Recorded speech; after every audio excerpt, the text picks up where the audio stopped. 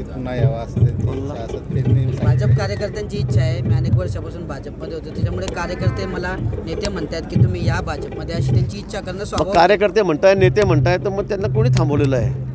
त्यांनी परवानगी घ्यावी, वरचीने यावं. रक्षक त्यांनी वरची परवानगी घ्यावी, कारण त्यांचा विषय हा वरचा आहे, केंद्रातला आहे, राज्यातला आहे. बावनकुळे साहेब आहे, देवेंद्रजी आहे, वरती आमचे नड्डाजी आहेत, अमित भाई आहेत. त्यांना विचारावं, त्यांनी यावं ना पक्षामध्ये. इथे आम्ही सांगत यांची इच्छा आहे, त्यांची इच्छा आहे, तर त्यांच्या गलीतले लोक म्हणत असतील या या या या, तर त्याला कोण काय करेल? घरचे लोक म्हणतील या या या, त्याला कोण काय करेल? हे पक्षाच्या नेतृत्वालाही वाटलं पाहिजे, कारण ते कशा परिस्थितीत गेलेले आहेत, कशा परिस्थितीत त्यांना काढलेलं आहे हे सर्वांना माहीत आहे.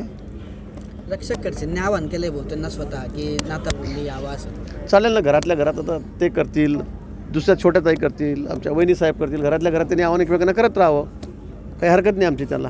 तुम्ही स्वागत कराल का भाऊ? काय खडसे भाजपमध्ये आले, कोणाचं खडसेंचं. आता सांगतो मी नंतर तुम्हाला. थँक्यू.